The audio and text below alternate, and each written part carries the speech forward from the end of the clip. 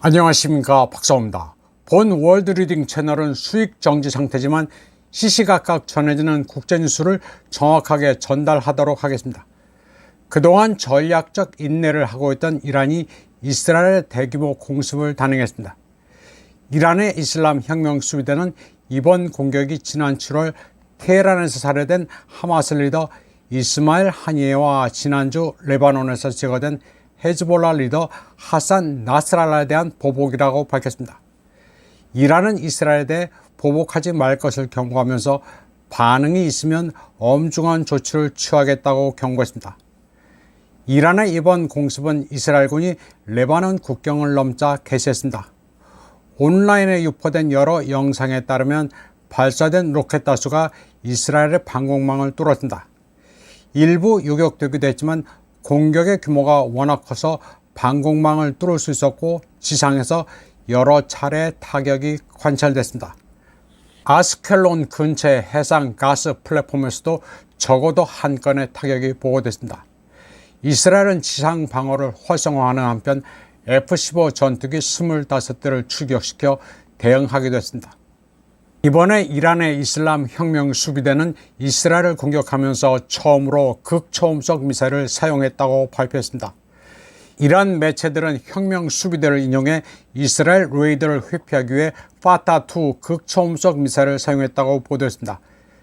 혁명 수비대는 정직한 약속 2 작전에서 사용된 미사일의 80~90%는 텔아비브 근처의 텔러프 공군기지와 가자 근처 넷사림 지역 등 목표물을 타격했다고 주장했으며 그곳에서 수많은 이스라엘 전차가 파괴됐다고 말했습니다. 이란은 또 베르셰베와 사해 중간 지점에 위치한 네바팀 공군기지에서 여러 대 이스라엘군 F-35를 파괴했다고 주장했습니다. 이란 매체 시아파크나는 20대 이상의 이스라엘 F-35가 부서졌다고 전했습니다. 이번에 때린 쪽인 이란은 피해가 크다고 주장하는 반면 맞은 쪽인 이스라엘은 피해가 크지 않다고 주장합니다. 주장이 서로 다르니 지금 당장 검증할 방법은 없습니다. 전쟁이란 게 그런 것입니다. 이번에 이스라엘은 이란이 날린 로켓이 180발이라고 주장하지만 이란은 400발을 쏘았다고 주장합니다.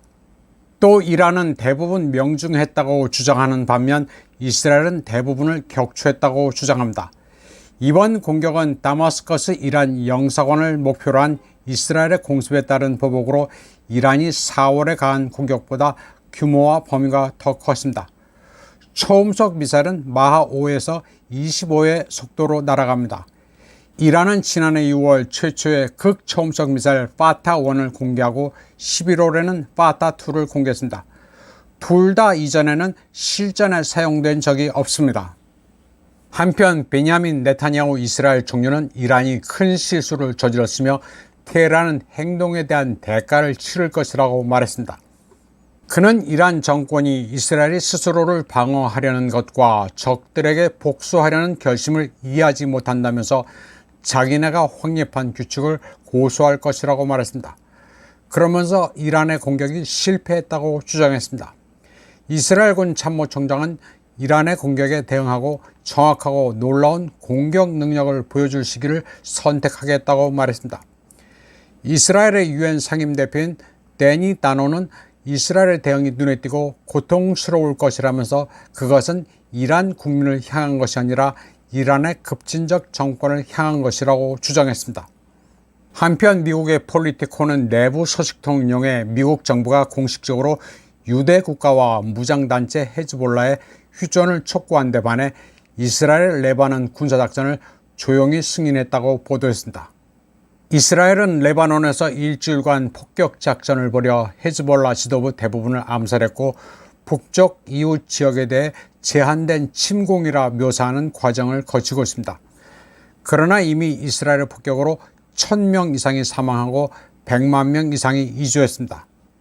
조 바이든은 월요일에 이스라엘과 헤즈볼라 간의 휴전을 공개적으로 촉구했지만 폴리티코는 이스라엘 관리 2명과 미국 관리 4명을 이용해 이스라엘이 9월 중순에 워싱턴의 군사 전략을 개략적으로 설명했다고 보도했습니다. 그리고 미국의 대통령 선임 고문인 아모스 호크슈타인과 브렛 맥커크를 통해 승인을 받았다고 전했습니다. 소식통은 이 결정이 그러나 국방부, 국무부, 정보 커뮤니티 내부에서 반대에 부딪혔다고 주장했습니다.